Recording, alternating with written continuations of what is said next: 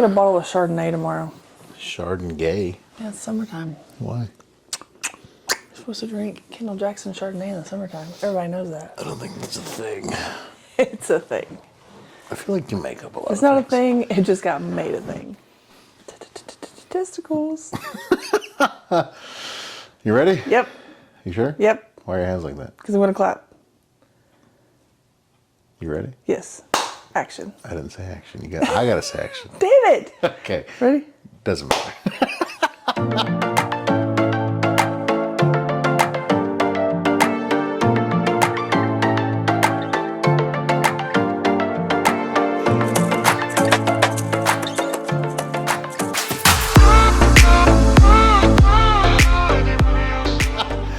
We're good. All right. Thank you, everybody, for joining us today for another episode of Topics PH, where we talk about the dirty, the clean, and everything in between. Why? Because that's how she likes it. And she does, Indeed. boys. Very much I so. am your world's greatest host here, always at Topics PH with Poppy. Sorry, I almost messed that up again. With my wife, And Rosa. the beautiful, And Rosa. and always, And Rosa. right next to me. And today we're gonna be doing. Well, actually, we gotta get these. What are these? Well, no, we're fuckers? going to go here first. What is that? So our liquor of choice today is the Old Irish Standby Jameson Yeah, whiskey, it's from Dublin. but it is orange. Orange, Zesty orange Tennessee orange for all you people out there. whiskey. All you Tennesseans, All you Vol fans, this could be your game day drink of choice. You're welcome. you're welcome. But you got to say that, we told you that. That's right. Tag us if you start this. But I'll put this on Facebook, and it says it's a smooth taste, natural fruit flavor. I'm actually a smooth taste. So Indeed. that's what I've been told. Who told you that? I mean, Death. and destruction. It's only 30% alcohol. So That's it's it? for all you weak vatos. 30%. 60 proof, yeah, dog. Damn, Weak. Shit's weak. it's basically a beer. Jameson's letting us down on the weakness, but it's fine. Let's see what it tastes We like. went to the Jameson Distillery. Yeah, it was awesome. For all you highly people out recommend there, that. if you've never been to Ireland, Dublin. Dublin, Ireland, they got Jameson Distillery, and There's 3 different ones. I thought there was 2. Cork and there. Was that it? I think so, because they Maybe. said that was the place. Yeah, Cork and Dublin. The only 2 places where Yeah, they you're right. sell that one Jameson Yeah. that we didn't get to bring back because they Because were this is closed. Those sons of bitches. But Jameson hits different in Ireland. Everything is I different. wasn't much of a Jameson fan until I went to Ireland. Even Mickey D's, it's different. It It sucks. does. They got chili cheese balls. They're weird. They're fucking gross. All right, let's see. It smells like orange. It smells like Orange Crush. It smells just like Orange Crush. Good. Does it taste like orange? Yeah, that doesn't taste like Orange Crush at all. No, it But it's not bad. has a really good finish. Jameson Orange. I don't think I would mix that with anything. I think I'd No, just it's drink good by that itself. straight with some ice. It's actually pretty good. I wouldn't even put ice on it. I think it's good like that. I mean, I like things colder. It's good. Yeah. Sorry, Holmes. To Forgot to knock on the continue door. in our fruit day. Today's fruity day. If you're feeling a A little little fruity. We got Fruity some Loopies. grapefruit beer. There is a German restaurant in Johnson City called, Johnson City, Tennessee land. what is it called? Freiberg's. It's a German restaurant and it's very good. I was going to say Oppenheimer. No, that's something bad. Is that the one dude that created the bomb? I think The so. atomic bomb. There's that movie that's like 4 hours long that we Oppenheimer? didn't watch. No, I'm not watching it. Well, anyway, this is Schaffhofer. I'm probably mispronouncing that. I think it's pronounced. Schoferhofer. Let me do this. Oh, okay. You Yeah. ready? Let's let the Mexican guy do it. Go ahead. I'm actually German. Oh, okay. I'm actually 25%. There is 0% German in your It's body. pronounced Schaffenhammer. It's not. For all you German-speaking people out there, we'd like to apologize. We don't know. Oh, it's pronounced Schafferhofer. Schafferhofer. Schafferhofer. How do you know that? Because I'm German, duh. I just Oh, said that. okay. Well, anyway, This is grapefruit beer. The German restaurant in Johnson City, Freiburg's, has some on tap. I don't think it's the same kind. It says it down here. Where? That's also in German, and it says Weizen beer. Yeah, that's how you say it. No, that's two different words. You? Yes. You're not German. You're not either, but I know that that's Ruski. But that's two different words. Nobody believes you're Ruski. Anyway. This is America. Anywho. God, you're so rude. Work's changed you. It's been a long week. It's good. I honestly would call this like a chick beer. I thought about not saying it. It's only like 2.5% alcohol, but it is really good. It's like a good summer beer. I think I'm spontaneously growing a vagina every so You're going to start lactating. It's really good though. Hey, for all you people watching on YouTube, if something starts coming out of my tits, just let me know. It'll be this beer. This beer is very sweet.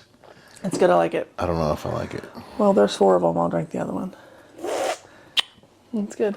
Oh, God. I like it a lot. It's not bad. It's just not great. It's really sweet. It's good. It's a good beer, though. I think it's a good beer for, like, non-beer drinkers that, like, want to look like they drink beer and they're not complete. I feel like it's going to cancel out all of my medications because it's grapefruit, brother. You don't take any medications. Where? Are you not going to drink it? I am, but I'm going to open it. I got to wash it down. Oh. With the always original, always great America. Bud Latte. Fuck yeah. Yeah. Anyways, as always, none of this is any kind of sponsor of any kind. So if you're wondering, no, we're not. And But Schaffer, if you want to sponsor us, I'm down. Fuck no. I mean, fine, but fuck, I guess I'll force it down if you pay me. I'll force anything. Almost anything. Anything? Almost anything. Heard it here live, folks. It's about to get weird. Almost anything. I'm going to get a weird sponsor. I'll be fine as long as they pay me. I'm not doing like... Anyways, we're not getting into that. Not today. That's for the dirty, when we get real dirty. Okay. That's the dirty part of Topics PH. Dirty. But anyways, so... Yeah, again, none of this is any kind of sponsorship. We're just letting you guys know so you can try it out. If you like it, cool. If you don't, we don't fucking care. Yeah, I gotta move my microphone. It's tickling my chin. Is it? Yeah, bad. What is it? I feel like I'm under attack. Is that better? Much better. I can move sure? my head. Yeah. I want to move it up some more. Might be able to... To hear my loud ass voice? Yeah. There we go. That's much better. Anywho, Okay, sorry. So today, what are we talking about? We are talking about defining love. What do you mean? How different things Okay. like how culture or society defines love. Like what... Are you asking what is love? What is love? Baby, don't hurt me. No, I'm not. It's a great movie. What movie is that? Night at the Roxbury. Great movie. Great movie. For all of you who haven't watched Night at the Roxbury, it's great. It's got Will Ferrell in it. Yeah. he What's was that a little boy. short dude with the big nose? I don't know. I don't remember. I don't know his name either. So what is love is what we're finding out, what we're learning, what we're defining. We're just talking about like, excuse me, that just like didn't want to come out of my mouth. Like culture, how culture and society defines love. You're so gross. You're the one that said it. Religion, mostly Christianity because Jesus Christ means right. yeah, and then how we define love, like what you and I think love is. Do you really want to know what love is like? Yes, I want to know what love is. It's kind. I want you to show me. It's kind of This is going to be an 80s ballad episode, folks. They're rolling off my tongue. For all you people that want to know what love is like, it's kind of like, gonna find my baby, gonna hold her tight, gonna grab some afternoon delight. It's a great song. Sex Panther? 60% of the time. Works every time. Anchorman. You guys can thank Anchorman for that one. It's a great movie as well. He'll tell you all about love.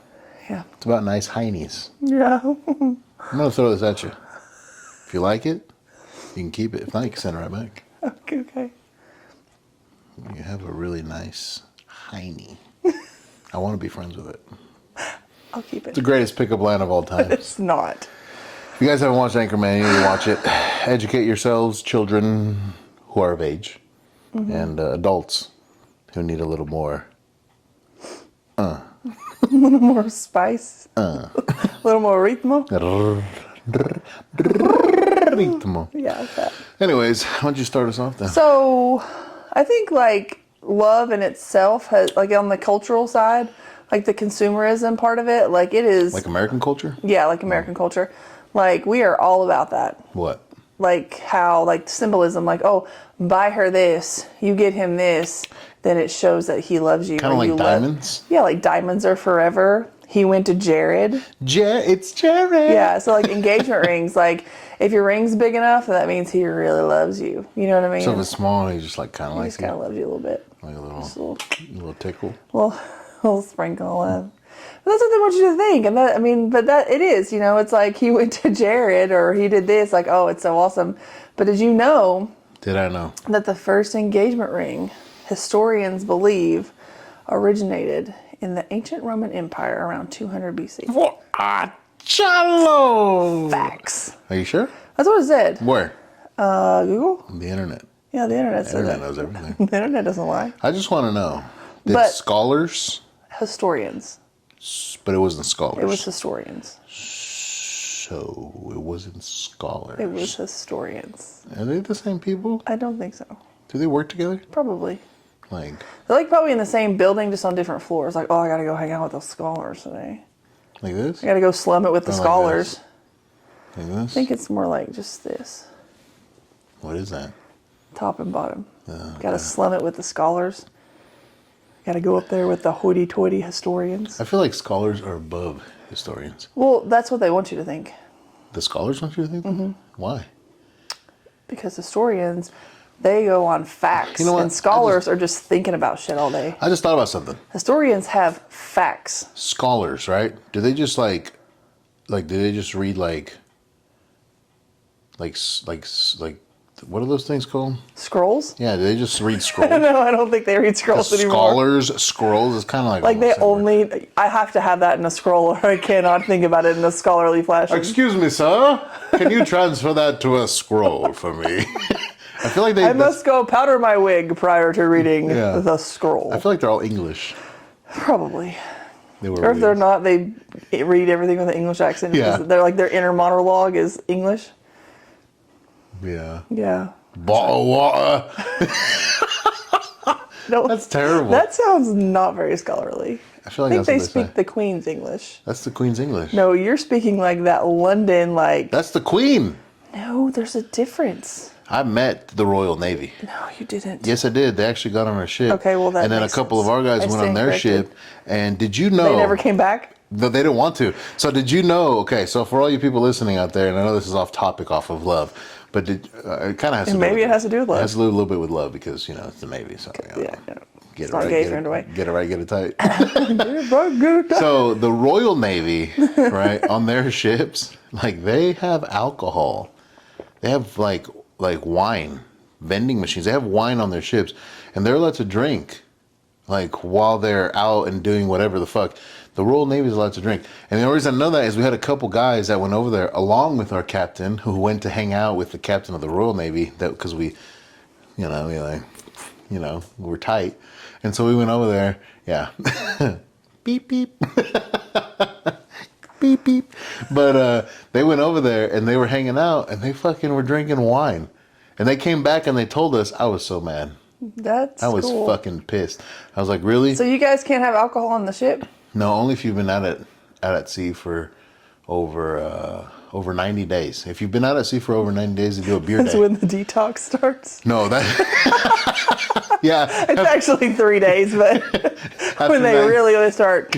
After 90 days, it's when like you start getting really fucking pissed. Yeah. And like I was on an all male ship, like my first deployment, first ship. Now they're all integrated, I think, but it was like all men, right? And and so like it was fucking.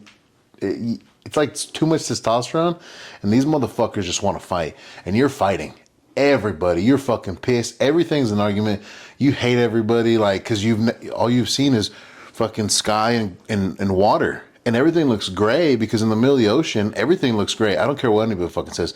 The ocean isn't blue in the middle of the ocean. Yeah. Like that shit is the same color as our ships. It's fucking gray. The sky is fucking cloudy. It's gray everywhere. And it's terrible. And we're out at sea for over 90 days. You're fucking hating life. You're hating everybody. Doesn't matter how much you work out. Doesn't matter how much you fucking beat off. Like you're fucking pissed.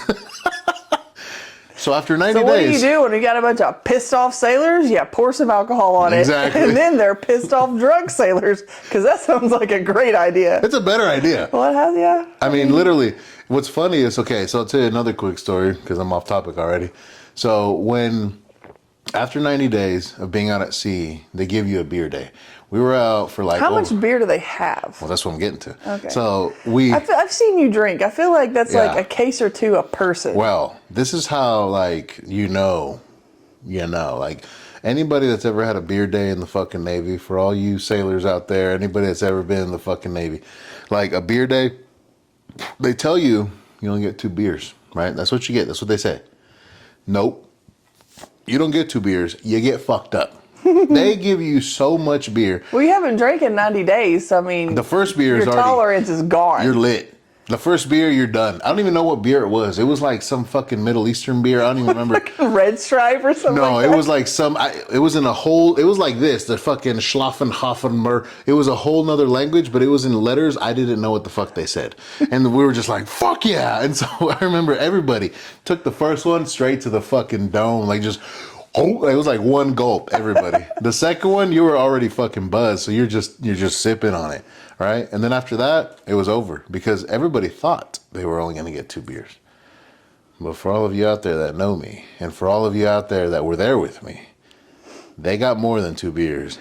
Everybody on that ship was lit. Now, I don't know if I'm allowed to say that, but I'm going to say it anyways. Everybody was lit.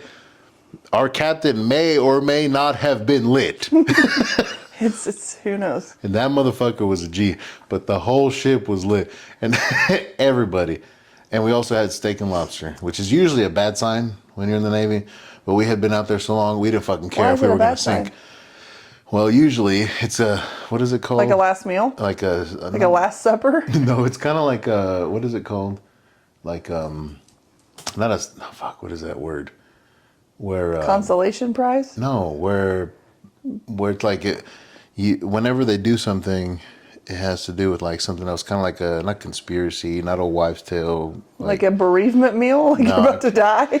I guess that's the best way to put it, but that's not the word I'm looking for. But no, it's kind of like whenever they, like when shit's about to get really bad, they like give you something nice as like your, like the last thing before it gets real shitty. Yeah, it's kind of like, I guess that's the best way to explain it because I can't think of the word.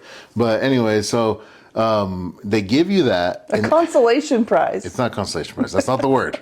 That's not the word at all. I can't think of the word. It should be. But anyways, like every time they do that, everybody's like worried as fuck. It's like, fuck, man. Either we're going to go do some stupid shit, or we're going to be fucking stuck out here, or we're going to fucking die. Like it's always something bad. It's always bad news afterwards. But this time it wasn't bad news. It was part of the beer. And so it was steak beer day. And lobster. And it was fucking amazing. With beer, oh my God, that was probably like the coolest shit ever. That's awesome. But yeah, so that's what it was, steak and lobster, boys. But yeah, the Royal Navy, they have alcohol in their ship. That's crazy. All of them, which is cool as fuck. Now they can't get drunk, not to say that they probably don't, but they're not allowed to. But it's wine, so they're pinkies up. Yeah, they're fancy. Yeah, so consumerism, I just think that it's interesting how they want to define love. You know, it's like if you buy her this, it means you love her. You know what I mean? Yeah. Like, and it's all about like, oh, he bought me a Birkin bag. He must really love me. It's like it's all about what you can get, not like anything else. Right. Yeah, and then like, you know, weddings. Weddings are supposed to be like a time of, you know, two souls joining as one, you know, before God, but it is turned into like an absolute spectacle. You know what I mean? Like weddings have just gone insane. Yeah, they're like through. Sorry, I'm looking for something I looked up earlier that has to do with all this shit. But yeah, like weddings have just like exploded into like, it's a whole, I mean, there's wedding planners, there's wedding caterers, like it's a whole like that's a profession. is putting on weddings. There's wedding venues. Like, it's gotten so big, people make money only doing weddings. Like, that's their job.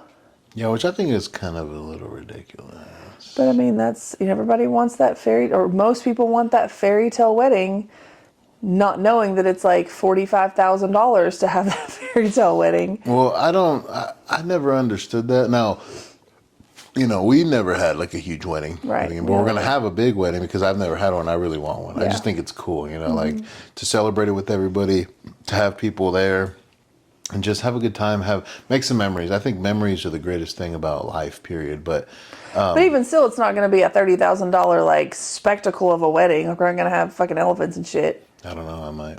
Okay, well, maybe it is. I don't know.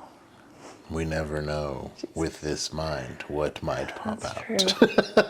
But no, I think, how do you think weddings or the whole idea of weddings, what about it defines love? Like what to you that has to do with the wedding defines love? Like, what is love in a wedding?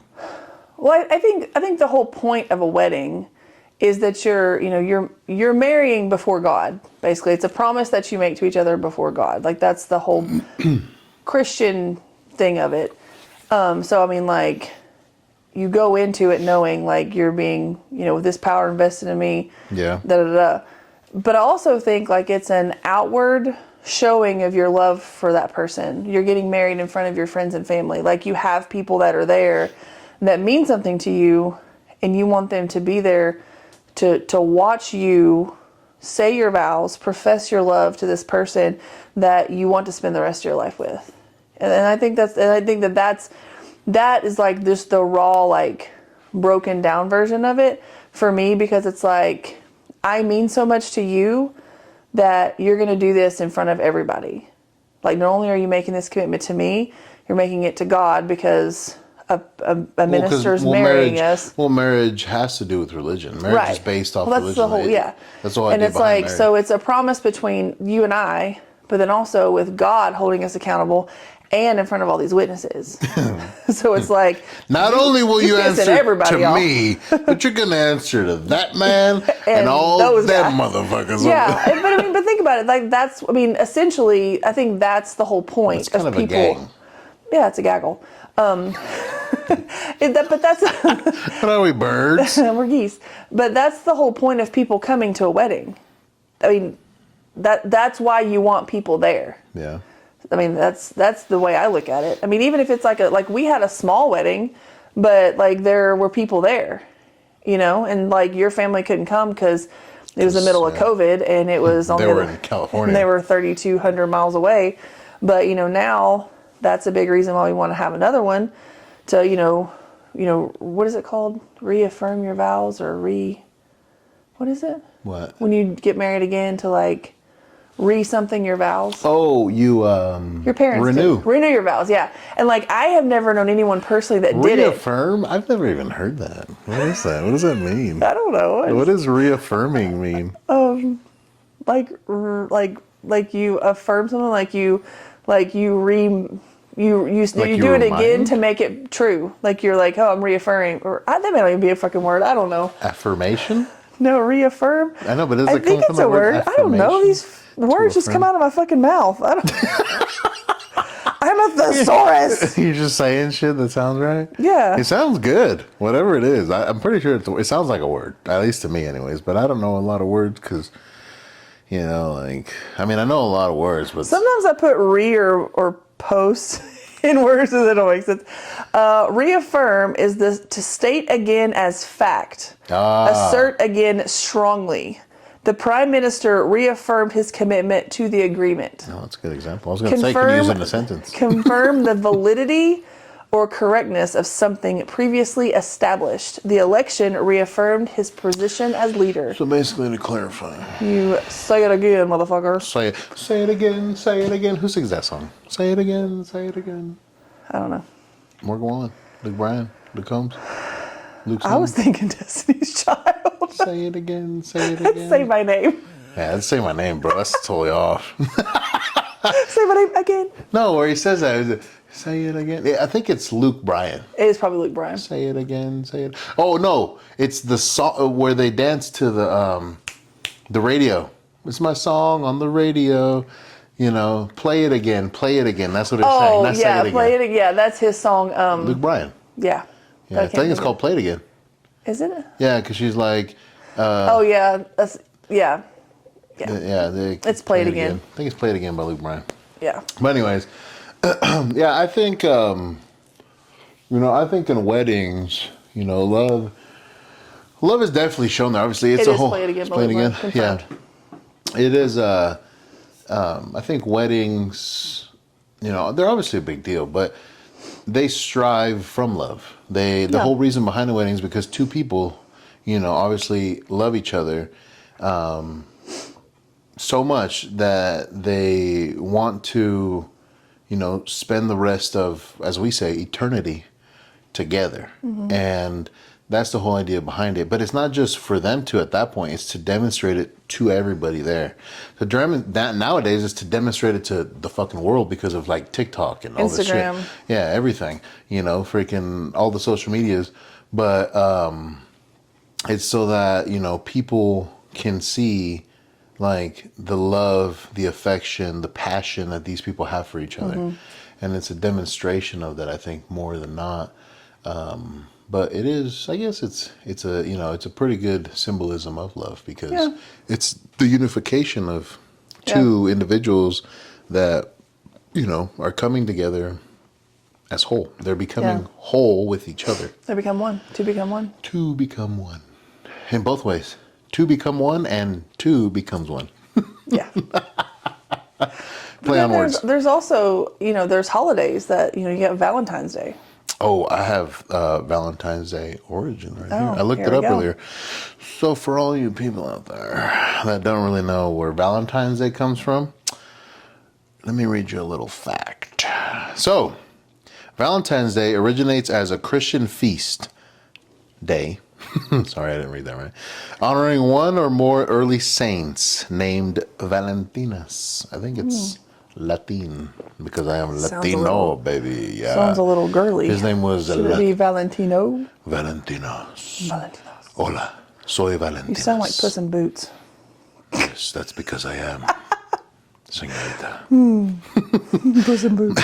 Puss in Boots. But anyways, the most popular legend associated with Saint Valentine is that he was imprisoned for performing weddings for soldiers who were forbidden to marry. Oh. Which is interesting. I wonder why they were forbidden. We didn't look that part up. Don't they have to be, like, single back in the day? Because, like, on that show, what's the spinoff of Game of Thrones? The three world problem? No. The dragon show. Oh. Fuck. What is it called? That's not it. It's not called that. But remember that no, he just couldn't be with her because she was the princess. Because she was the princess. There's a lot of incest in that. I think. Yeah, I don't know. But I think that, like, the soldiers weren't allowed to marry because it would, like, take away from their focus. Probably. I I'll don't look know. that up while you're looking that up. We'll look it up. But anyways, it was for soldiers. He would have performed weddings for soldiers who were forbidden to marry, and for ministering to Christians persecuted under the Roman Empire. Sorry, I was messing that up. During his imprisonment, it is said that he healed the daughter of his jailer, and before his execution, he wrote her a letter signed "Your Valentine," which is considered the origin of the modern Valentine's Day card. Now, that's pretty interesting. But the next part is the holiday became associated with romantic love in the 14th and 15th centuries when the notion of courtly love flourished. By the 18th century in England, it evolved into an occasion where couples expressed their love for each other, either by presenting flowers, offering confectionery, which I didn't know, but I guess that means delicious goodies, and sending greetings. Confection's like confectionate sugar. That's what I said, like goodies. Yeah, like sweets, candy. Delicious treats and goodies, señorita. And sending greeting cards known as Valentines. You googling, Coco. Today, Valentine's Day is widely celebrated around the world and is significant cultural and commercial celebration of romance and love in many regions. So that's where Valentine's Day come from, brother. So it was a dude. Valentinos. Well, I just found out about the whole Roman soldier marrying thing. A ver, let's hear it. During the first 2 centuries AD, Roman soldiers were prohibited from contracting legal marriages. The masculine nature of Roman military discipline was likely the motivation of the ban. Nevertheless, Roman soldiers formed de facto unions with women and fathered children. So they couldn't be legally married. So they basically just had like bitches. No, I'm just kidding. They had side pieces. And this one says, and that was from journals.sagepub.com. And then britishmuseum.org says, ordinary soldiers below the rank of centurion, which I guess would be like, what's above a general, like grunt? Or like just like, what's like, is it lieutenant or? You're talking about officers. Those are officers. Like what it? Our military is different than Roman military. No, I know, but like what would be an example of like modern military, like an officer versus just a regular person, like a regular soldier? Enlisted and you have officers. Okay, so that would be like anybody that's enlisted. I guess is what would be the example now, because it's like ordinary soldiers is what it says. That would be like So enlisted. Yeah, below the rank of centurion were not officially allowed to marry, but they still formed meaningful relationships with women and had families. So, and it says enslaved men and women and children also inhabited the forts, with some of them traveling with soldiers on campaign. So I guess they just couldn't have legally binding marriages. Because they were grunts. Yeah. Soldiers. Yeah. That's crazy. Yeah. That would suck. We'd never be able to get married. married. And maybe maybe the reason why is because then you were just enlisted because, well, I don't know why they just wanted to, fight for their country, I guess. But well, I think it's back in those days, that was a profession. Yeah. And if you had like a family, maybe you weren't willing to sacrifice as much, or maybe that's what they thought. Well, they're not going to go and like risk their lives because they have families that they have to take care of. That would make sense, yeah. You know what I mean? Like they're not as willing to do what needs to be done. Like they're thinking of, like that's always in the back of their minds. You know what I mean? Because now, like for the most part, servicemen and women's families are taken care of, even if they pass away or they're killed in battle. Like they know that at least their family's going to be taken care of for the most part. But like back then, like if that person wasn't alive, that woman and children, they're done. No one's going to marry a widow. No. You know what I mean? So maybe that's why they didn't want them to have ties. I mean, hell, they told you guys that in boot camp. Don't get married. They had signs. Yeah, they had billboards. Apparently that's still a thing. They had billboards. They had billboards. I remember those billboards. That was number 1 of the Sailor's Creed. I should not get married, but I did anyway. I am a United States sailor. I will never get married. That's what now. Just kidding. I'm already married. It didn't say that. Yeah, but maybe that's why. That makes sense because if you don't have ties to really anything, then you'll do anything for whatever it is that you don't do give a shit. Create a bond for. Yeah, they wanted that bond to be the military, which makes sense. Yeah, that's crazy. I don't think they really had boot camp back then. I feel like so that phase didn't really happen. Yeah. So they were just like. Well, I think their boot camp was just training to be soldiers. Or just like life. Yeah, their life sucked. Yeah. Like, you've been in boot camp since birth, motherfucker. Get in here. I still wonder, and this is a random thought, but I still wonder how they wipe their asses. With leaves and cloths. You would never make it. That's a soggy ass. Maybe that's why there was not a lot of hand-to-hand combat because they stunk. I feel like there's a lot of UTIs in that era. No, I feel like that flora was so fucking potent. Ugh. It didn't matter. They could have it did not matter. Like that shit was on lockdown. I don't even want to think about it. It grosses me out a little bit, honestly. Yeah. Makes me not even want to finish this beer. No, shut up. And then Mother's Day. What? Is very commercialized. What about Mother's Day? If you love your mom, you're going to buy her some shit. Well, you better fucking love your mom. I'm just saying. She's the only reason you're alive, motherfuckers. I know, but and you looked it up, when was Mother's Day? Mother's Day and Father's Day. Yeah, both originated when? Let me give you guys a little history fact. Mother's Day and Father's Day. You ready? Mm-hmm. They're celebrations. Did you know that? Yeah, I knew that. Dedicated to honoring and appreciating the roles of mothers and fathers. So, the origination of Mother's Day and Father's Day. Mother's Day, I don't know if you knew this, but it originated in the U.S. And people, I guarantee, don't know who even started, but it was in the early 20th century. And it was because of Anna Jarvis. And it wasn't, from Iron Man Jarvis. This is Anna Jarvis. This was before. And it was actually after her mother's death in 1905 that she conceived the idea of Mother's Day as a way of honoring the sacrifices mothers made for their children. She successfully campaigned for the holiday, and it became an official U.S. holiday in 1914 because of President Woodrow Wilson. And he signed off on it, and he designated the second Sunday in May. Cool. And ever since then, we've been celebrating it. It's been commercialized, even after she passed away. But it was because of her. Now, who is she? I don't know because I didn't look it up. But it was because of her. Some lady named Anna. Anna Jarvis.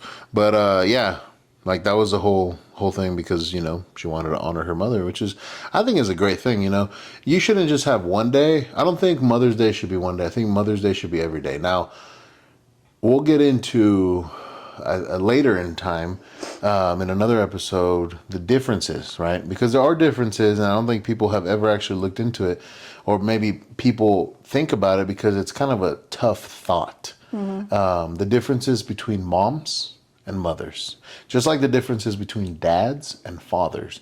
And I know that's like, oh, well, that's just a different word. It's a synonym, but it's not. Any fool, right?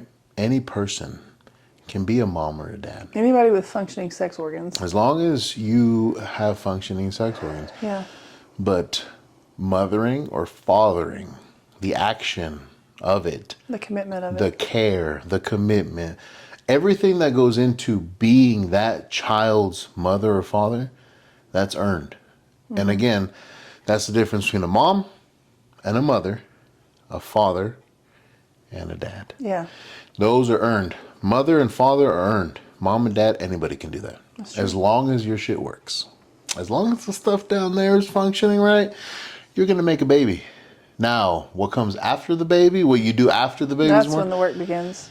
That's the real work. And if you're willing and wanting to do that work, then that right there earns you the title of mother or father. But that's an episode for another day. Yeah. But anyways, Father's Day. You ready? Father's Day was actually inspired by Mother's Day. See? Of course. We always have the best ideas. Women always inspiring, man. It's a beautiful thing, brother. It's the truth. If it wasn't for women, men wouldn't do a lot of things. But the only reason we do it is to impress women. It's fucking terrible. Or to get us to shut up. Or to see some boobies. Either way. Again, it's just to impress you. Yeah. We just want boobies. I do like the boobies. She showed me her boobies and I like them too. But so this is actually an interesting name. I want to say this lady may or may not have been Hispanic. But Father's Day was inspired by Mother's Day and was first proposed by Sonora. Doesn't that mean afternoon? I don't know. Sonora. I only know Sonora Dinamita, which is a great group. Sonora Dinamita. What is it? Is it cumbias? She does cumbias for all you Mexicans out Or there. does Sonora mean afternoon? Sonora? I don't know. I have to look it up. I really don't know what it means. But anyways, it was, first proposed by Sonora Smart Dodd in 1910 in, I don't know if I'm saying this right, Spokane? Is that what it is? Spokane? Spokane, Washington, yeah. Yeah, Spokane, Washington. Dodd wanted to honor her father, William Jackson Smart, a Civil War veteran who raised 6 children as a single parent. Now, let me tell you, raising 6 children as a single parent, now that right there, if that dude is not a father, I don't know what the hell is, because that's hard work. And he was in the freaking Civil War. He was a soldier. This dude was doing it. And I guarantee that it was because of his daughters. You know what I mean? Because women are some fucking strong-ass human beings that the only reason he was able to do it, they helped out a fucking shit ton, and it's amazing. But if that dude's not a damn definition of a father, and those daughters aren't definition of fucking mothers, then I don't know what is. But anyways, the first Father's Day was celebrated on June 1910 in Spokane. However, unlike Mother's Day, Father's Day took a lot longer to make it an official holiday. It wasn't until 1972. Damn, I didn't know that. It was also when Columbus sailed the ocean blue. No, it's not. Are you sure? Yeah, 100%. I'm just kidding. We were already here, dude. Yeah.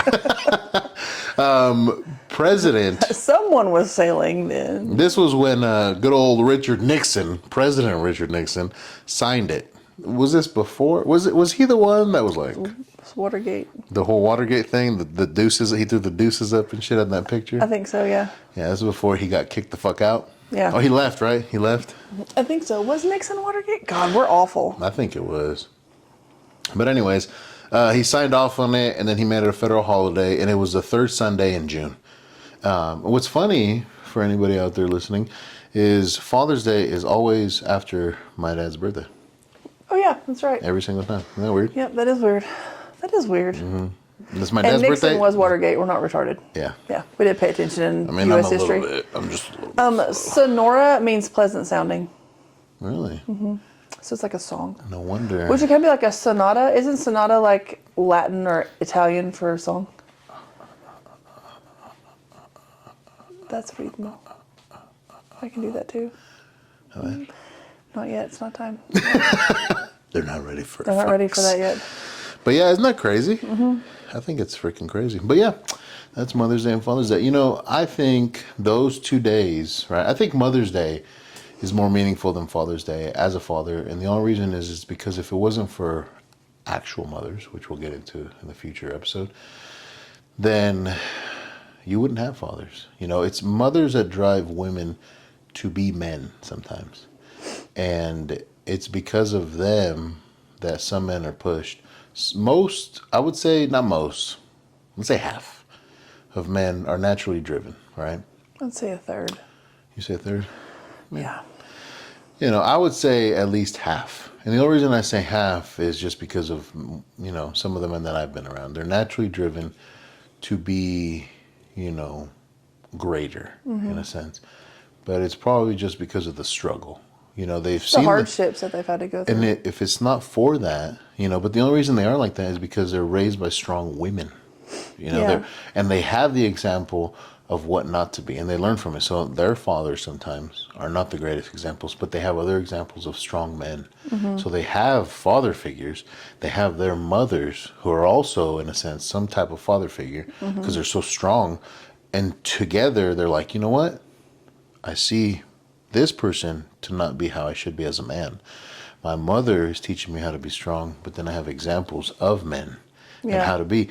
So that to me is why I believe that, you know, Mother's Day is a great thing, you know, because I don't know. I've always been a firm believer that women are a lot stronger than men in most things. Like just in shit and everything. I think their bodies are naturally made to withstand more, but our bodies are naturally made to take a beating. That's the Yeah. difference. You know what I mean? Well, and I agree, but I disagree at the same time. I think that women, like, there's two different types of women. There's women, two different types of strong women. There's the type of woman that life has just shit on her, but she has responsibilities, she has kids, and she's going to make it happen. What do you say about bootstraps? Pull yourself up, pull up your bootstraps, and let's go. Yeah, that's the woman you're talking about. And it's like, you know, she has every reason to quit, but doesn't. There's that kind of mom, that kind of woman, and then there's the type of woman who That's the mom I don't fuck with because she'll kick my ass. she'll beat you up. But then there's the woman who has the support of a husband, a strong masculine man that she knows has her back, so she can do whatever needs to be done. You know what I mean? So that also makes her strong because she's strong because she has him. Yeah. And that's how I see myself. Like, I'm strong because I have you. Because it's like, you know, you make it through you make it through this barrier, God pray for you because it's gonna hit the fan. You know what I mean? But that's the truth. Like, and we saw a thing on I think it was on TikTok where, like, a woman that is married to a strong man doesn't have to stay in her masculine energy. She can be a woman. Yeah.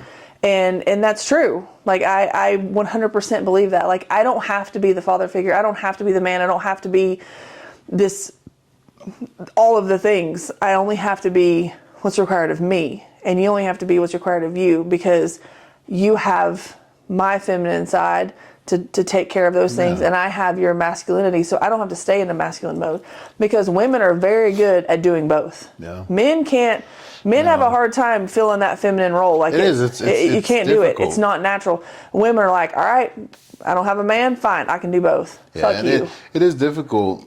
You know, I grew up with 4 sisters, so I understand women to a pretty good extent, but it's difficult even, you know, raising daughters, not as a single man, because I have you, obviously, you know what I mean, but raising daughters and answering questions for them sometimes, to me, it's like, I don't feel that they're comfortable as much as they are when talking to a female. Yeah. Especially when, you know, obviously because they have you.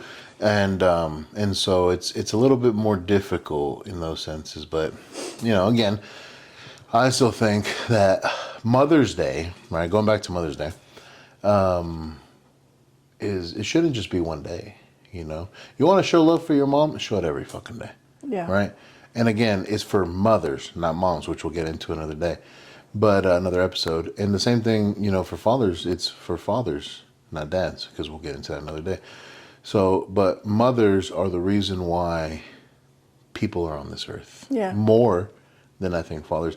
Not to say that, you know, you don't need males, but, you know, it's just, you should show both of them.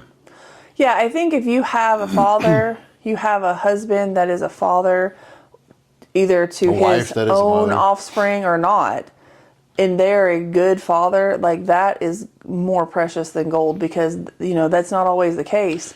So I do think that Father's Day is equally important to fathers. Yeah, but that's the difference. But that's the difference, because you say that because you don't see it the way I see it. You don't see the importance of you that I see, that you play in our kids' life. I just think that fathers, you know, don't probably require it as much. I think most men don't require the appreciation of, like, you know, hey, I appreciate you. We don't need the verbalization. Yeah, but that doesn't mean it's not nice. Right. And that's why it's only, you know, it's just one day. It's one day. We'll take a day. It ain't Father's Day, motherfucker. Let's go.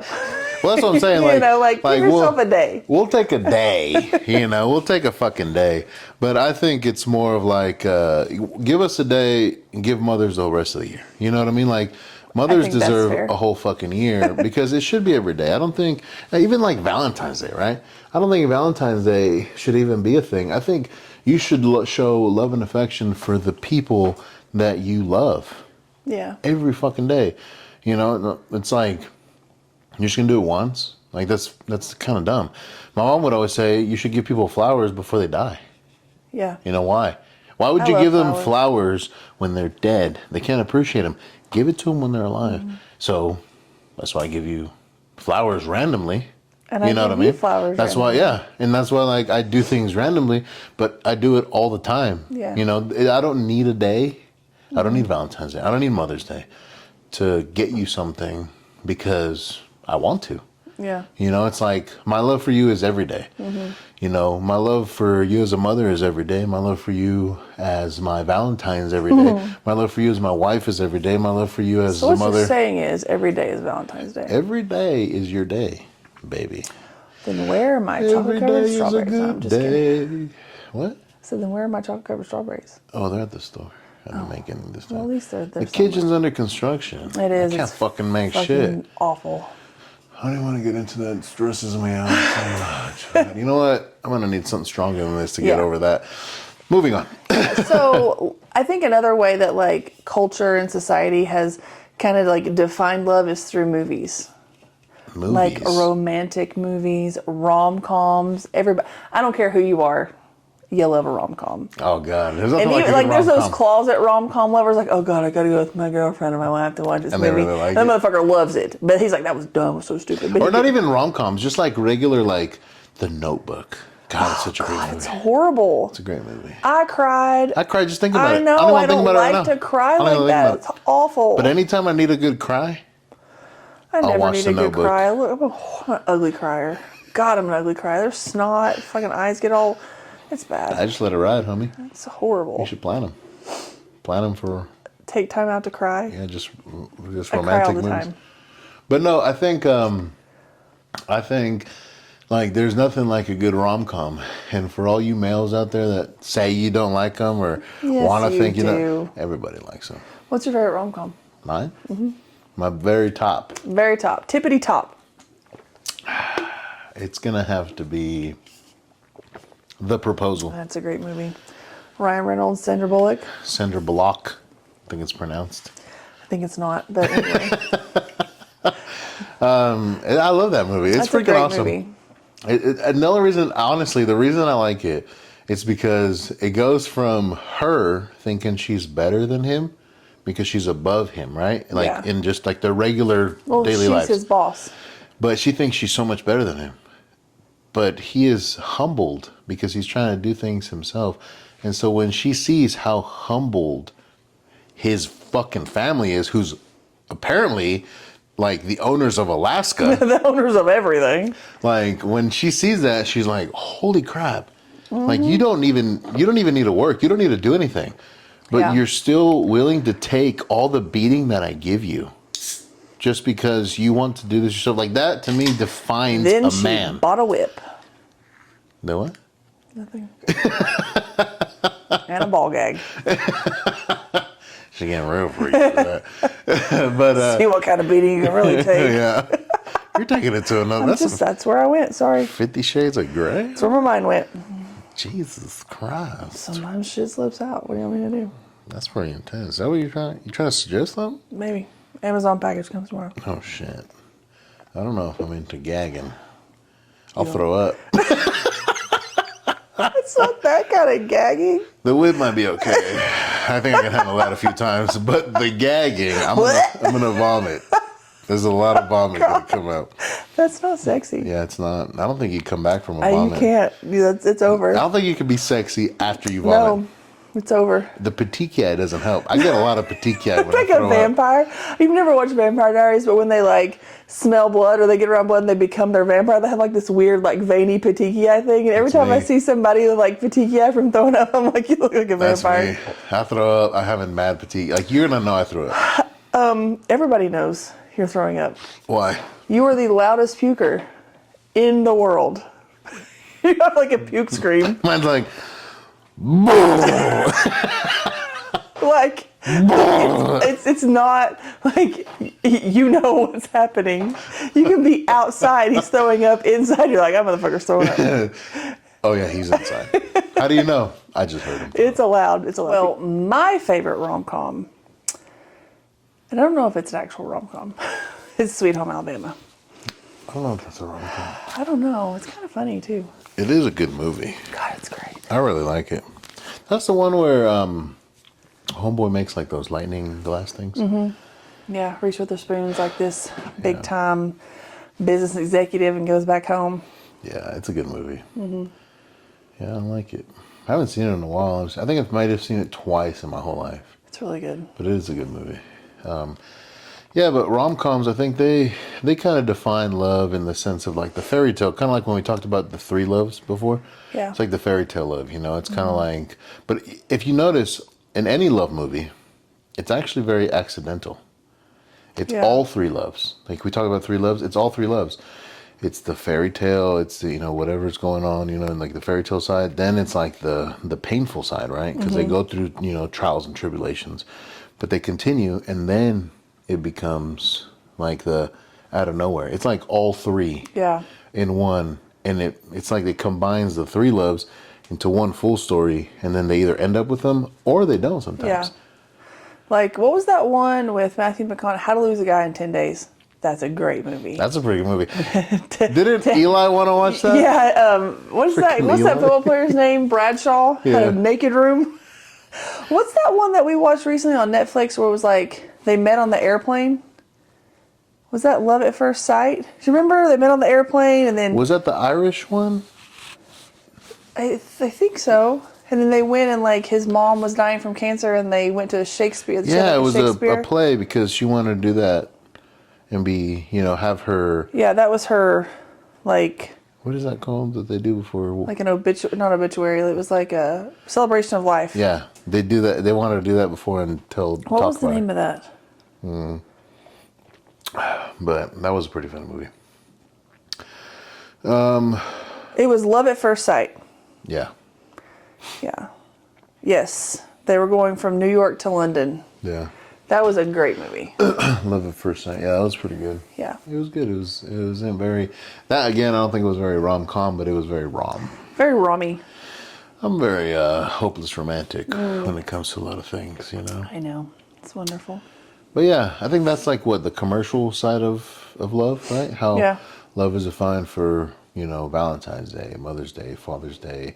Those are, I guess, are appreciations. You know what I mean? I think it sums it up. Even rom-coms, like the appreciation of the story, the appreciation of the person, the appreciation of just, you know, just. It's an outward showing of appreciation. Yeah. Yeah. That perfect. Yeah, that's the best way to explain that's what it is. It's like, oh, look what my husband got me. He loves me so much. Yeah. You know? And weddings and stuff. Yeah. It's an outward appreciation and it's a demonstration of love. There you know? go. And I think it's one way to define love. But moving on, what do you think about religion? How do you think religion define? I looked up some things. Do you want to hear them first? Yeah. Or I wanted to. I'm going to throw this out there. I want to start with this one because I don't think people are going to guess this one, but it's a pretty good one. And for all you people listening out there, all you people watching and listening out there, let me see if you can guess what religion this might be and how, because they define love pretty interestingly. And I never expected it. I mean, before we start, you grew up in the Catholic faith. I grew up, going to Catholic church for the most part. Yeah. And then I grew up going to like Christian, Baptist, that kind of thing. Yeah. So like that's when I speak about religion and love, that's the aspect I'm speaking from because that's the only one I know. Well, for me, when I speak of love, I think it's of more, I would say a recently learned thing because of you. That's how I speak of love. No. Because well, no, what I meant like from the religious standpoint. Like that's the religion that I don't have a religious standpoint when it comes to love. But I'm just saying like any references that I have or that any notions that I have about religion and love, it's because of like what I've learned in the church growing up is what I meant. Right. To me, the way I look at love is different than I think any religion for the most part. Oh yeah. Me too. But maybe, you know, somewhat similar to one or the other, or maybe like a combination. But I don't look at religion to define the way that I look at love, and we'll get into that later. Yeah. But anyway, so I'm gonna read this real quick, and I want to see if anybody can guess, or just to give people like a different thought. I'm not gonna say what religion it is, so, and even for you, I'm not gonna say what religion it is. Just kind of to think about it in the back of our minds, while we continue on to the other religions, and then maybe you might figure it out. Okay. So this religion defines love as, it says, love is considered an earned privilege, not an unconditional or freely given sentiment. Typically, they believe that love should be reserved for those who have proven themselves worthy of receiving it. It is the belief of stratification, that people are not equal and that one should not waste love on those who do not reciprocate or deserve it, right? And there's a quote from it. And it says, love is one of the most intense feelings, right? This is inside of this book, their book. Love is one of the most intense feelings felt by man. Another is hate. And you know how before I used to say love and hate are the same thing? Yes. Right? They're very equal. They're very intense. You know, you basically have to, in order to hate somebody, you have to love them, right? And I've never read this until recently. Like, this is crazy to me, right? But to me, I think they go hand in hand because they're so passionate. There's passion behind love and there's passion behind hate. And that's the way I look at it. And not passion in the sense of like, you know, to be in love, right? Or to be like wanting, but there's some kind of want in there. Yeah. If that makes sense. But anyways, it says, love is one of the most intense feelings felt by man, human. Another is hate. Forcing yourself to feel indiscriminate love is very unnatural, which I think is true. I don't think that feeling love without a choice is natural. I think that's very forced. And it says, if you try to love everyone, You only lessen your feelings for those who deserve your love. And Interesting. just to capitalize on that, right? So when I read that, to me, I look at it like, okay, people out here, right, in Tennessee, we'll just say the country people out here, or just people in general. I've met a lot of people who love to throw around the word love. Oh, I love that person. I love them to death. I love this. I love that. But then at the same time, they'll hate on them. They'll say like, I can't believe this person, or they're always sleeping around, or they're doing these drugs. But I love them. I love them. You know, I can't help but love them. They're over there destroying the shit, but I love them, right? That's what they say. A lot of people, they love everybody.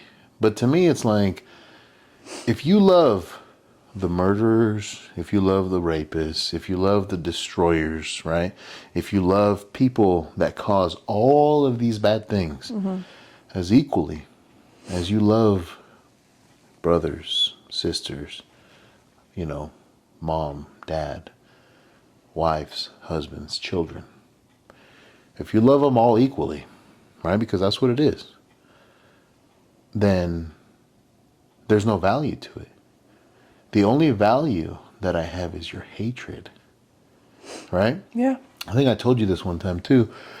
And for all you listening out there, I would rather get the one thing that is valuable from you than the one thing that's not. Because it's going to take effort, right? And I look at it like that. If hate is hard for you to give, I want that. Why? Because it means more. Yeah. Because you're giving your love to everybody. I don't want it because there's no value to it. It's like, think of it like air. It's everywhere, right? The value of it is there because I need it to survive. But I only want it when I can't have it. Right. Yeah. Right? It's the forbidden fruit effect. Yeah. And to me, it's like, I don't want your love. I want your hate because your hate is more valuable. It's worthy. You're giving it to me. You have to give it to me. Like you have to put yourself in a situation where you're giving it to me, because everything else you're just giving it. There's no value to it. Yeah. But that thing is valuable. Your hatred is valuable. So to me, in this context is like, you know, if you're just going to give your love to everybody, I don't want it. I want your hatred. And it's interesting. And later when we get into my definition of love, I'll fall back on that because the way I look at hate and the way I look at love is a bit interesting too. It's kind of the opposite, but we'll get into that. But that was this religion, right? And again, I'm not going to say what religion it is for everybody listening, anybody watching. They can, you know, maybe Google it or something. But it's interesting to think like that because the next one, which is Christianity. Well, before we talk about that, I looked up the Buddhist view Well, of love. Do you have that too? Mm-hmm. Okay. Well, why don't you read that? No, go for it. You read yours. Well, no, I didn't realize that you had done that. I looked up a few of them. Okay. It's defined as a quality that none of us are born with, and that we must make daily efforts to cultivate in ourselves through, I guess, like meditation. Yes. And then also, love is wishing others to be happy. Mm-hmm. Which I think that's really cool. And it's like a closeness with others, a feeling of closeness with others, but like wishing them to be happy. So it's like Christianity talks about like agape love. Yeah, which is what I was going to read next. Yeah, which is like loving others more than yourself, like wanting for others, like to have, like, no matter what. Do you want me to read the whole thing behind agape love? Yes, read it. So right here it says Christianity and the definitions they have of love, right, for Christianity. It says agape love, what you were talking about. Yeah. It describes it as, this term represents divine, unconditional, right, love that is selflessly given, just like you said, you know, love them more than basically yourself. It's selfless, like I give it to everybody. Yeah. Regardless of circumstance or reciprocation. So even if they don't... Unconditional. Even if you don't love me, I still love you. Exactly. And it is often used to describe God's infinite and incomprehensible love of humanity, as well as the kind of love Christians are called to exhibit towards others, right? So they're told that that's the type of love that they should give everybody. Like every single person should be given unconditional love, and it should be as equal of that to God, right? Yeah. I guess as equal of what God gives, which is because he created us, that they should be given, which I think is another interesting concept because, again, it's like, so you're telling me you love all the murderers, all the rapists, all the, you know, like, I don't know, pedophiles, all the bad people that you would consider bad, right? Yeah. Unless you don't consider them Well, bad. he Equal to your family. what I have learned in the church was he loves them. He doesn't love their ways. Right, but He loves the person, not the action. Right, so and that's where it gets kind of muddy. Which to me is interesting also. Like, I love you, but I don't love the light. Because God loves, what they teach is that, or what the church I grew up in taught was, God loves all of us no matter what. It's the agape love. But within that is, he doesn't love our sin. He loves us because he can see who we are. Right. He doesn't see us for our sins. Right. And if So that's how to that me, works. it's kind of like, now that's like a technicality. It's kind of like, I'm going to break you down. So it's kind of like, I love this house, right? But it's like me saying, I love this house, but I don't love the fact that I have to fix this and fix that and fix that. And fix that. I love right? that pool, but I hate that I have to fucking clean it all the Exactly. time. There you go. That's perfect. Yeah. I love the pool. I do. that I love it, but I hate that I have But to I fucking hate clean that I it all have the to time. clean it, right? I don't love that. Yeah. And to me, that's like, well, then you don't love. Because it's not a complete love. I feel like love has a completeness to it. Yeah. It's like you should, if it's unconditional, right? Then there should be unconditional completely. It shouldn't be unconditional, because unconditional means there's no condition, right? Unconditioned. So there is condition in that. If the fact that he doesn't love their action, then the condition is the action. Yeah. He doesn't like the fact that they're doing these things, but he loves them because they're humans. Well, the condition is the fact that he's doing this, there's no love, but he only loves, like, that's the line that he's drawing. Yeah. So that's the condition. You know what I mean? Yeah. Well, I think honestly, like, and this is just my opinion, I think the only way that you could ever see unconditional love is the love a mother has for a child. Or the love that children have for parents. Vice versa, yeah. But I think, like, as a mother, like, it's unconditional. And, like, I've told the kids before, I don't care what you fucking do, I'm gonna love you. And, like, and I truly believe that. Even if our children, all 6 of them, 2 of them didn't come from my body. Yeah. But, and I've even told them before, you don't have to tell me you love me. I'm gonna love you whether you love me or not. I don't give a shit. And it's true.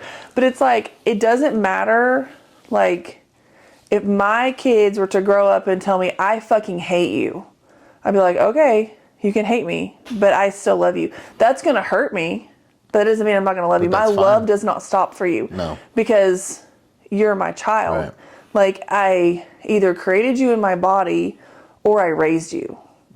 Or both. You know what I'm saying? Like, the love that I have. It's creation and nurture. Yeah, well, the love that I have for, you know, my stepdaughters is the same. You know, a lot of people, oh, there's no way it can be the same.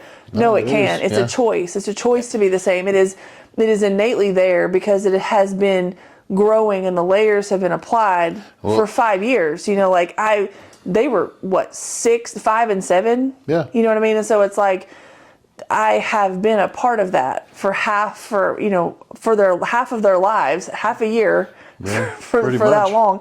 You know, and it's like, and as they age, like, there's going to be pieces of me, just like there's pieces of you in my 4 children. Yeah. And as the older they get, there's going to continue to be pieces of you and pieces of me in all of them. I think the one thing that people, when they say, oh, that's not possible, well, the reason they say it's not possible, I think, is because they don't understand that love is a choice, just like happiness, just like sadness. It's an emotion. It's a feeling, right?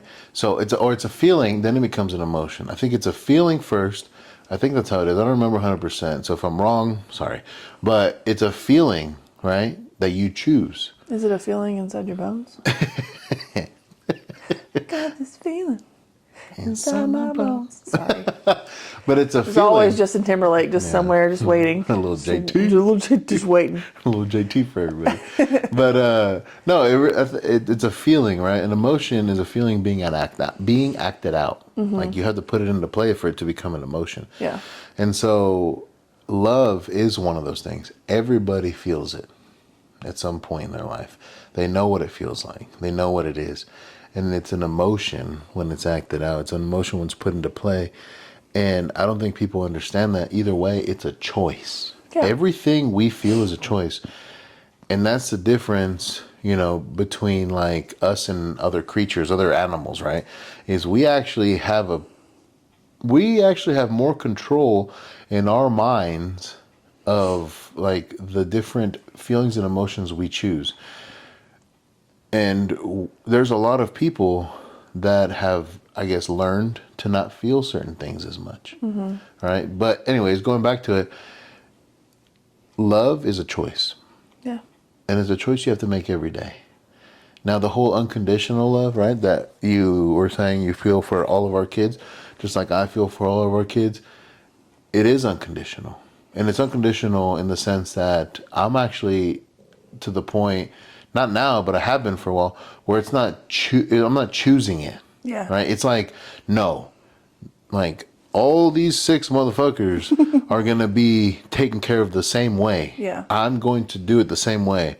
Like, the love that I have for them is equal. Yeah. It has to be, and it will be, and it has been for a while. And that's whether it's reciprocated or not. And that's the difference, and that, and allowing children to not like necessarily, like, I'm stepping over myself, but like, okay, I love Marlise and Mila the same way I love them, but they don't have to love me the same way they love their mom. Does that make sense? Yeah. Like, they don't have to love me back. And I think that right there is a true definition of agape love, because it's like, even though you don't give it back to me, they do. But I'm just saying, even if they didn't, because like there's been times where like they don't want to deal with my ass. They ain't trying to hug me, get by, you know what I mean? But they do it, and they're like, okay, bye. And I'm like, okay, bye. But like, and there's times, that like they don't necessarily randomly just go and do it. Yeah, or then sometimes I'll be cooking and like Marlise walks up to me and hugs me. I'm like, you're gonna hug me right now. I got fucking raw chicken all over my hands. But and that's the thing. It's like allowing children. You don't have to love me back for me to show you every day that I love you. Yeah. And that's, I think, is what a lot of people, a lot of step parents, or even parents that have remarried, and they're like, why are you being nice to him? Why are you being nice to her? Tell her you love her back. Hug him back. No, that's where you form resentment. Just tell them, hey, I'll see you later. I'll see you next week. Love you. Bye. Yeah. And then you're not standing there. Are you going to tell me you love me? No, it doesn't work like that. Like, allow them to, okay, they see that. Love them to form the agape. Allow them to figure it out themselves. Yeah. And even if they don't, that doesn't matter. You shouldn't love someone so that they'll love you too, I guess is what I'm trying to say. You don't love someone, you don't treat someone that, well because you want them to love you back. You love them because you love them. They're your children. Yeah. Like, I'm not like, oh, I'm so mad at my kids. Well, I never get mad at my kids. Like, that doesn't work like that. That's what I'm saying. Like, when it comes, I think, like you were saying earlier, the agape love is only true between a parent and a child. And again, a parent is a mother or father, not a mom or dad, which we'll get it's into one-sided. later. And it's that's the only bond. And it's not really one-sided, but what I'm saying but it can exist one-sided. Right, but that's agape love. Right. That's what I'm saying. That's but what I'm it's saying. not only one-sided. Right, but it's the only can love be. that can exist. Right. It's a one-way love. As these religions define it, because Catholicism, which is the next one I was getting into, is also, they talk about agape love, right? And it says agape love is the highest form of love. That's how Catholicism, which is selfless, sacrificial, and unconditional, right? But it also talks about something called caritas, which I'm assuming is Latin, which translates to charity. This term describes the kind of love that Christians are urged to show towards others. It is not just emotional affection, but active love demonstrated through acts of kindness, mercy, and social justice. So, which I thought it was just going to be money, because every time that I've ever gone to Catholic church, they're all about that fucking money. You know what I mean? When they said charity, I was like, all right, how much money you need? What's that song about the ching, cha-ching? What's that song? It's I all don't about know. the money. Yeah. That's what, every time I think of that shit, I hear charity and it comes to freaking Catholicism. Get out your wallets. It's like, hey, pull out your wallets. The priest needs a new Mercedes or something, Jesus. But that's that's Catholicism, and that's where they're different from Christianity. Christianity is just agape love, and the Catholicism is that plus the caritas, I guess is how it's pronounced, and which means charity, which is another interesting part. of how they define, I guess, love. I think it's a form of selflessness. Yeah. You know what I mean? You're It's giving. a way to. It's giving. Yeah, it's a giving. It's a giving back. If you have a lot, give a lot. You know what I mean? Like Yeah, why not? Because pay you it don't forward. need it. Yeah, it's a way to encourage people that have to give to those that don't, and I think that's a good thing. So the next one that I have is the Muslims, the Muslim faith.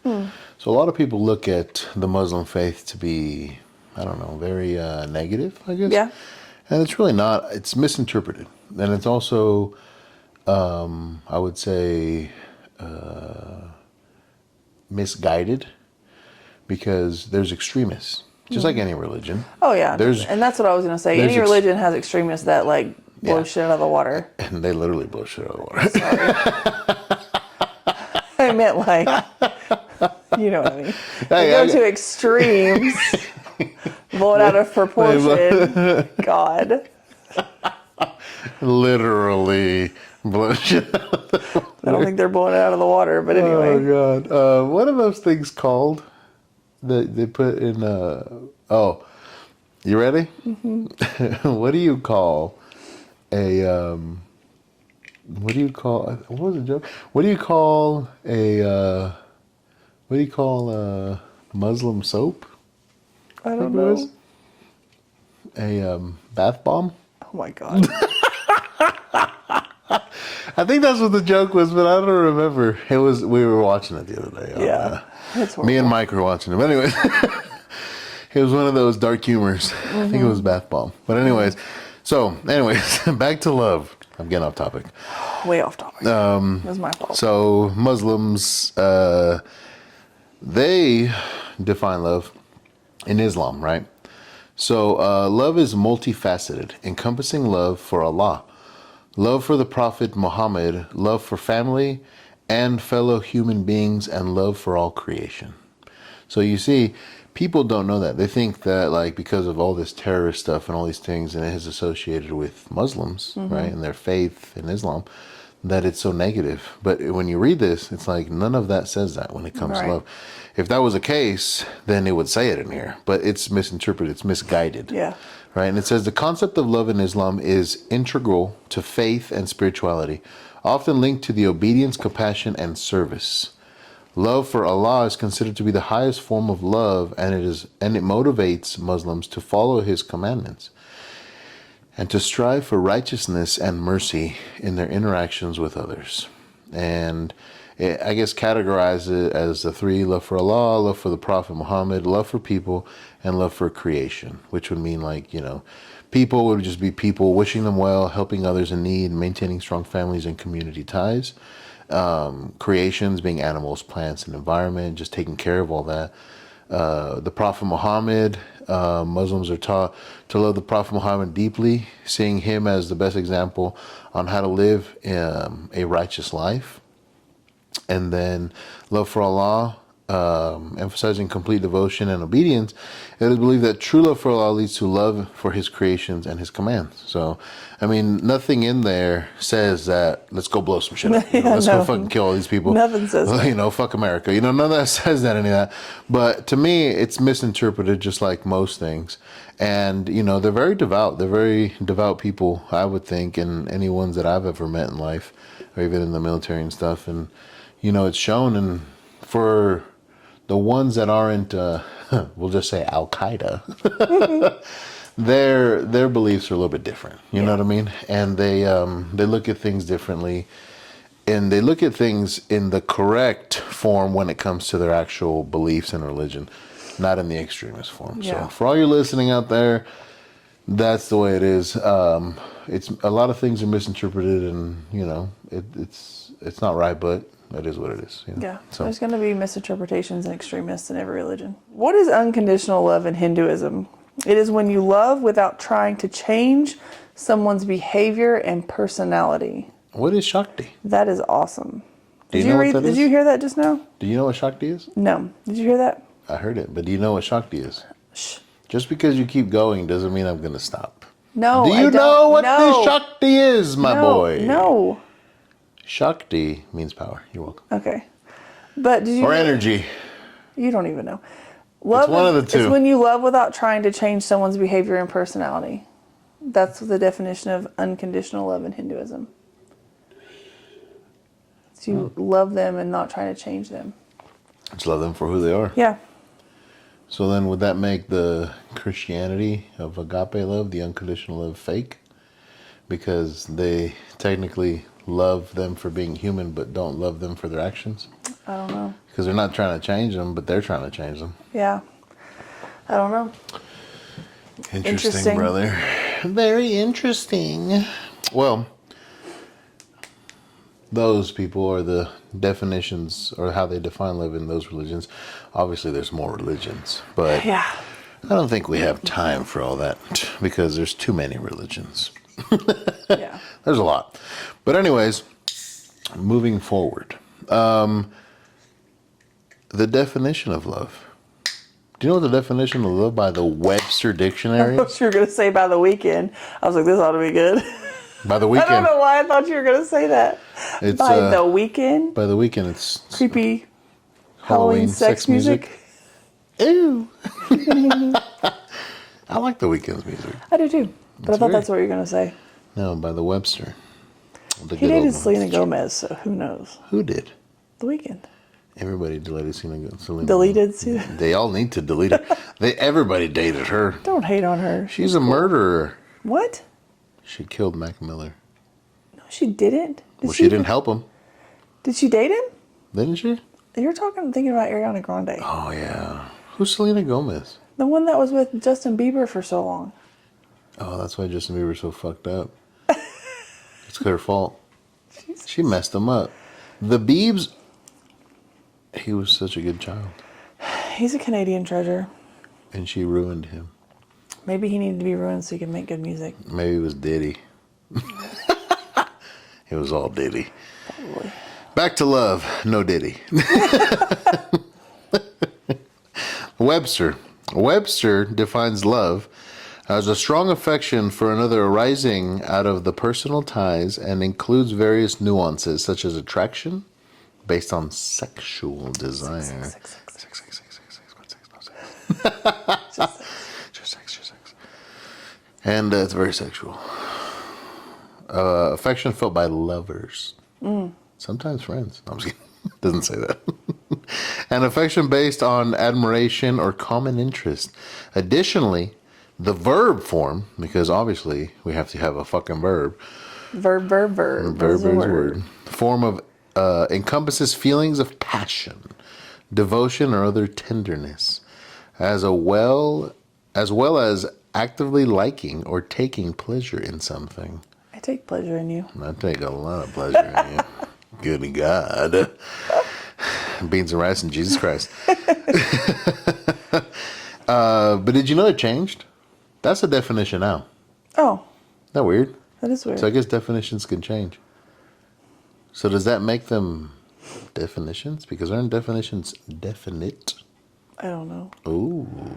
It's really deep. That's a mystery. So what was, excuse me, the I definition? feel like sometimes when I ask questions like that, I'm like A scholar. what are they called? A thinker. A theologian. I'm a theologian. Full of shit. Sorry. How dare you? Just came out. The world was created on theologians. Mm-hmm. Aristotle. Michelangelo. He was a painter. Leonardo DiCaprio. He's an actor. There you go. He created the dad bod. I'm just giving names that He sound was great. the creator of the dad bod. He made dads hot again. Donald Trump, make America great again. Leonardo made dads hot again. Ew. We need to do an episode on dad bones. Anyway, so it changed. You ready? Yeah. So back in 1828, do you remember that? Fuck you and no. You sure? Yes. If I am that old, damn, I need to be selling whatever the fuck I'm putting on my face. You were cryogenically frozen, Yeah. brother. Back in 1828, I don't even know Webster was around that long. Can people read that? No, I'm just kidding. Is he a real person? That's my question. What was this Webster motherfucker? himself was that- alive this and was like, motherfucker hey. looked like. I feel like it was a woman.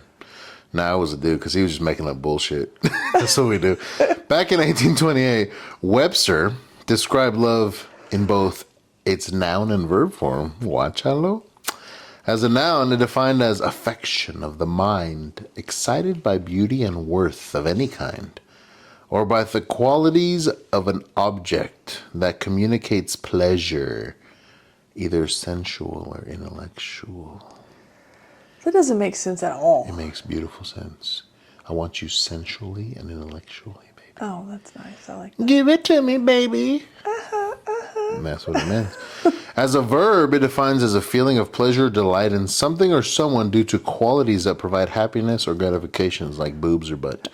That's what it says. I'm not making that part up. Boobs or butt. Big chi-chis or big butt cheeks. That's what Webster said. I'm just repeating what he said. It's interesting. He may or may not have said the boobs or butt, but, you know, whatever. But that's pretty much it, brother. That's Webster. So, what do you What do you think about those definitions? How do you define love? What do you think about those definitions? I think the first one didn't make any fucking sense. It just like said it can be anything and everything and nothing all at once.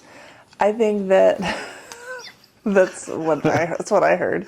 The next one, like, I do think it did a good job of kind of defining, like, you know, it's a visual thing, it's a feeling thing, it's all the things. I think, honestly, the definition is like everything we've been talking about. I kind of feel like it's a butt thing. Oh, of course you feel like it's a butt thing. I mean, I'm just going to tell you this right now. I don't know if you knew this. I don't know if people watching knew this, people listening knew this. But did you know that the heart, the shape of the heart, right? You know how it was created? How? It was created based off of a woman when she bends over. Yeah, I knew you were going to Because a woman, when she bends over, right? Next time you see a woman bend over, or just don't look at yourself. Women bend over ever. Yeah, you do. And so No, I've never. Everybody's seen a woman bend over. Most women don't bend over straight legs. It doesn't matter. It doesn't have to be straight leg. Next time you bend over in a mirror, because I know you do it, right? Just look at it, and it looks just like a heart, like the created heart, the fake heart, right? Because a heart obviously doesn't look like that. So the shape of the heart, right? Which I'll put up here, the shape of the cartoon heart, right? It's based off of that. It's butt cheeks, and then it goes to a peak. So it's but upside down? I'll put it up here. You'll see it. Don't worry. But yeah, it's it's a woman bending over, and that's how it literally was created. The heart was created based off a woman bending over. How do you know this? Just like anybody else. It's 2024. You just know things. Google. Google it. AI. Okay. Chat GPT. Everything. Look it up, brother. It's all over. But anyways, that's how the heart was created. Isn't that crazy? That is crazy. And then we use that for love. Technically, we all love butt cheeks. All right. I don't know who doesn't like a nice pair of cheeks. I mean, okay. Top or bottom. Ew. Ew. Ew. Ew. So, what do you think about that definition? What definition? The Webster's definition. Oh. Jesus. I think he's crazy. That's what I think. He's mad.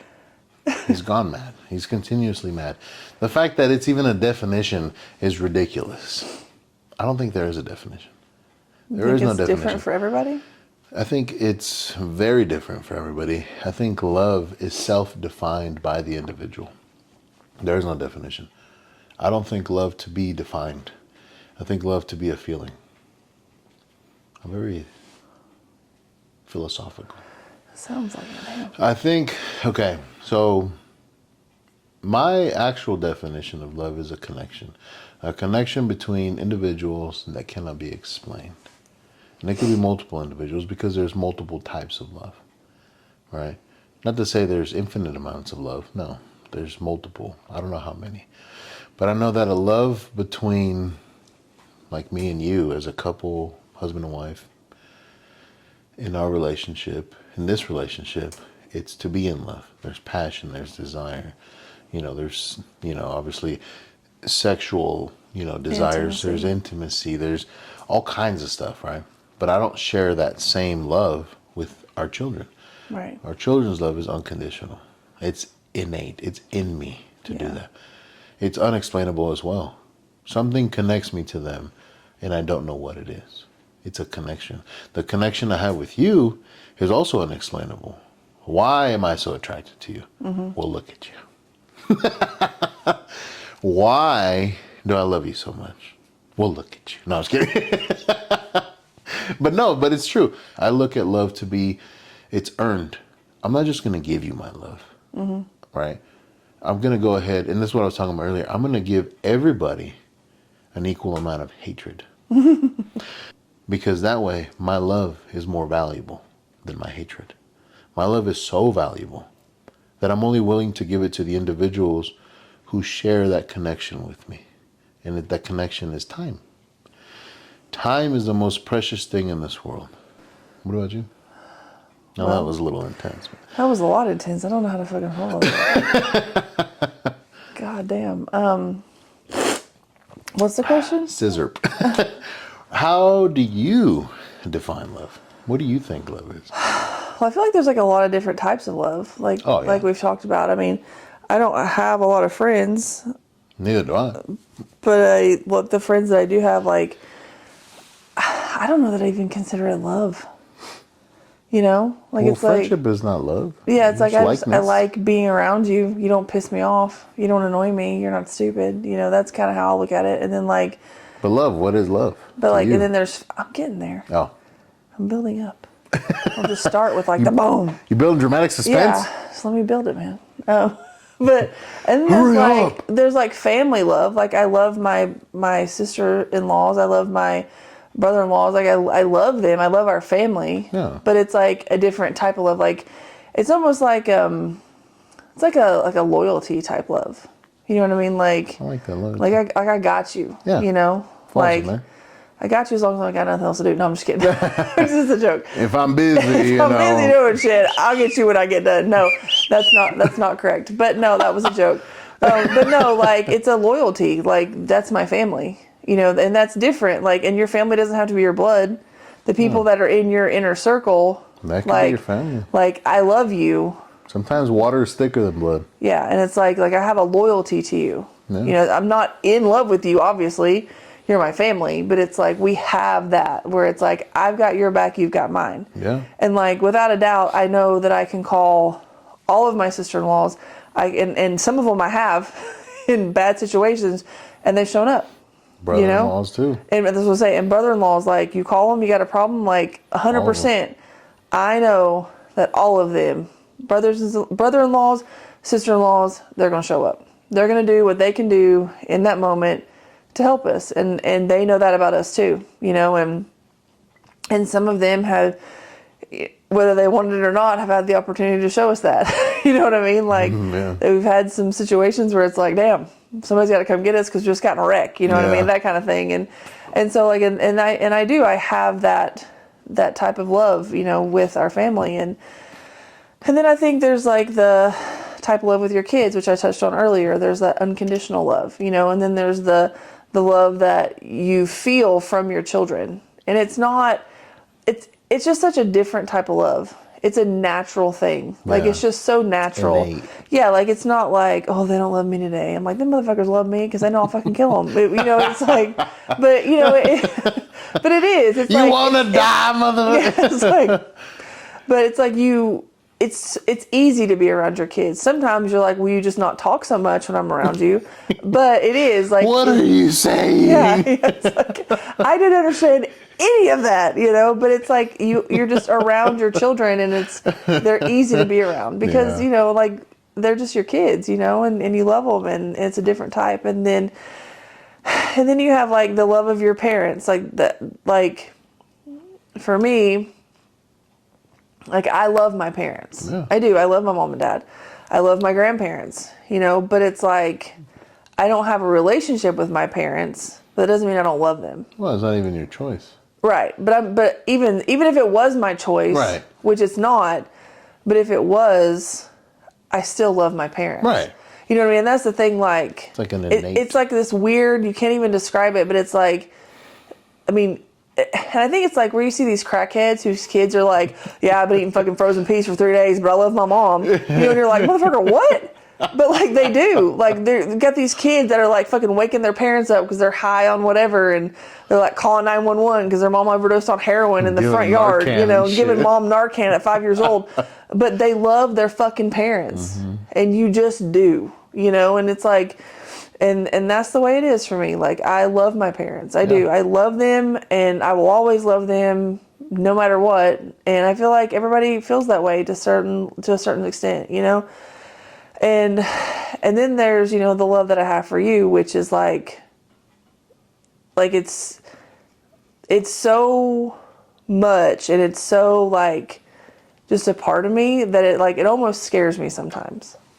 And it's true. It's like, I love you so much that I can't even I can't imagine life without you. I don't ever want to think about life without you. I think you could. It would just be, you know, before. But life without me is before me. Anyway, now going forward, God, you're so... That's how I look at it. Well, yeah, no, life it's true. Before you. But what I meant by was that, before you. This is my turn to talk. Sucked. Yeah, it did suck. It was bad. Not all of it, what I'm but saying most is of it. But knowing the love that I have for you, I didn't know love like that then. Well, me and that's either. the difference. That's why I said you did. I know, but you didn't even know it. It's worse if you know it and then don't have it. Well, that's why it sucks now. Yeah. I love you when I say this. Shut up. But no, shut up your face. Shut up your face. But no, I know, and I agree with what you're saying. Yes, but it's just such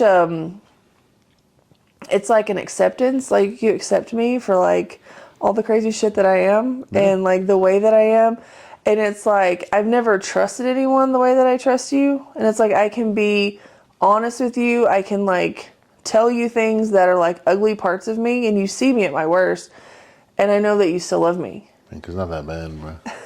It's pretty Your bad. worst is not bad. And it's the emotional safety of it, you know. And I think for women, all women just want to feel safe. Well, it's the hierarchy. What do you mean? Maslow's. Oh yeah, hierarchy of needs. But you give me that emotional safety. I know that my emotions are safe with you, because it's I can be who I am and you're okay with it. I don't have to protect myself from you. Does that make sense? I can be. And then also too, it's just, you know, the intimacy. And intimacy doesn't necessarily always mean sex. No. Obviously that's a big part of marriage. It's not, it should be. But it's not, you're doing it wrong. You ain't doing that shit right. We have some suggestions. Message us. But we'll get into sex later. But no, it's the intimacy. And by intimacy, I mean I can be stripped down, everything. Anyway, you're getting real sexual now. But it's it's all. I'm where this is going. Keep going. Are you going to take something off? I'm not taking anything off. If you are, we'll pause for a second. I'm not taking anything off. You sure? We're still rolling. Okay. But anyway, but it's you can be this is me. This is all of me. Oh yeah, that's all of you. That's definitely all of you. You started this. I didn't mean to go there. You already went there. I know, but I meant you see how much emotional and mental intimacy. Oh god, it's great. It's a very beautiful thing. Yeah, keep rubbing your thigh. That's fine. You're making scratch it a little bit. Shut up. Lick it a little bit. Anyway, and trust, and I trust you, and that's the difference. What'd you say? Reel it back in. You want me to get back in? You want me to put your toes in my mouth? No, I don't want you to. Is that what you said? That's not what you want me to lick your whole leg? I didn't. What? No, don't lick my leg. I'll do it. Not right now. I'll do it. You right can now. do that later. But anyway, and also too, People are watching. I know. That's why I'm trying to get you to come back to me. But I'm already to you. I'm about then to, back up. No, I'm just kidding. I'm about to touch you. But and also too, as a woman, you make me your priority. I am the priority. Well, yeah, you're mine. And I think that right there, and knowing that I'm your priority, and not having to compete with your friends or anything, your job, whatever. Are the other chicas? I will fucking kill you. There are no other chicas. That's a good answer. There's no because competition. there's women trying to die, but death and destruction. But first, before the death, it will be destruction. The signs of imminent death. They're gonna know death is coming, but they don't know when it's coming. I feel like you gotta know in order to know. No, they'll know.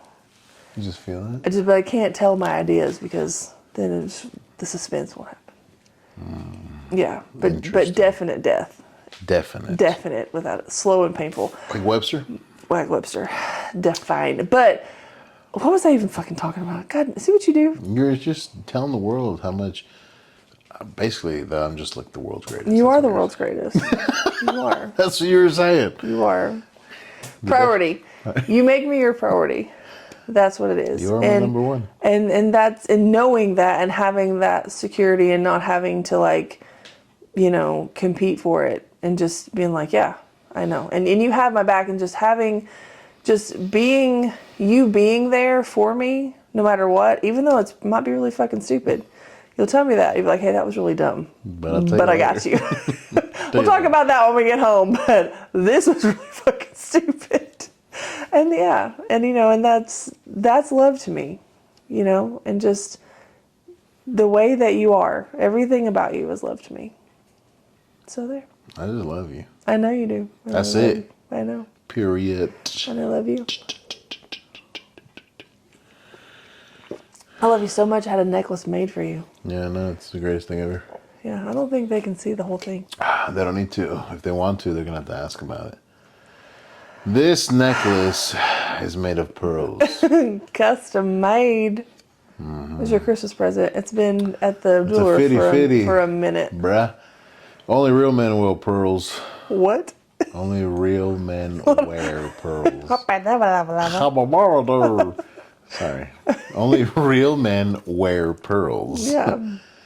Yep. And you obviously have to have the chain on the other side because, well, you know. Half Cuban link, half pearl. That's because we're Cubano, porque somos Cubano. No, you're not. Not Cuban at all. I'm actually 100% Oaxacan. No, he's not.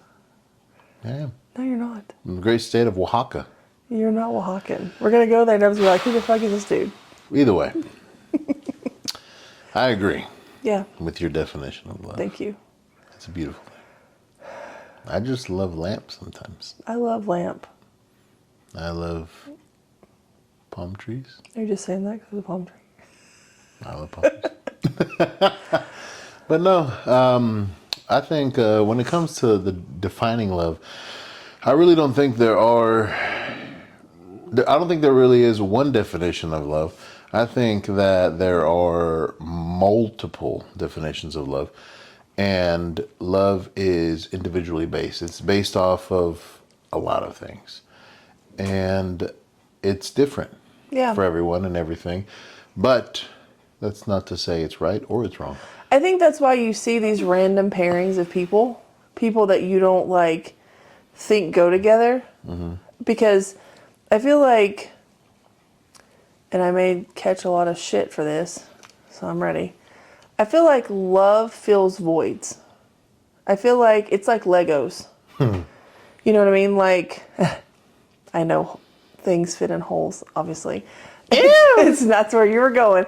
But I feel like and if they don't fit, boys, what do? Yeah, push harder. But anyway. That's why we love you. And that's why I fucking love you. But anyway. You know the rule. Yeah, you just push harder. But I feel like that everybody has voids in their life. Everybody has things that they need to be filled. And I'm talking about mentally here. So stop.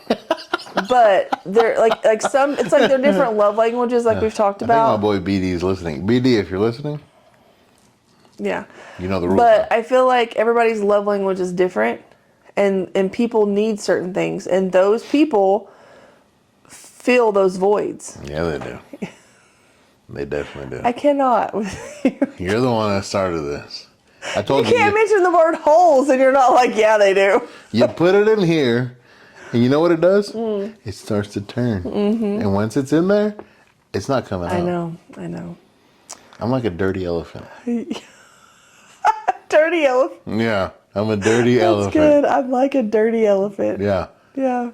That's good. I don't forget. And what I don't forget is the dirty stuff. Mm-hmm.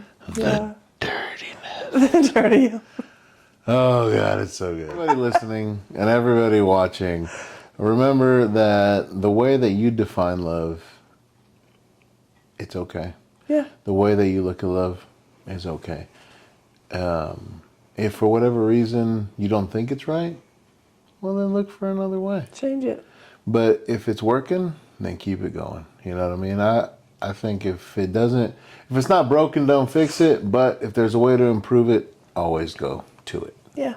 And Ooh, that rhymed. I know you're welcome. Just thought of that. Yeah, that's just a little dive into different definitions of love, the way that other people look at love, the way that consumerism looks at love, religions, and the way that we even look at love. I know it's probably different to what a lot of people think, and it's supposed to be that way because I honestly believe it's undefinable. And It's individualized. yeah, and it's individualized, and that's how it should be. So whatever you're doing, however you're doing it, do your thing. But sum it all up, thank you all for listening. Thank you all for watching. Make sure you continue to listen and watch, like, subscribe, share. Don't forget to share. And, let us know, again, on any comments or whatever it is you think, however it is that you think even about love, and how you define love. That would be awesome to know. Just let us know, and we'll go from there. Yeah. Tell your friends. Tell your friends. And I gotta pee. I am your world's greatest host, Poppy, with my beautiful wife. Hermosa. And we're out, suckers. Bye.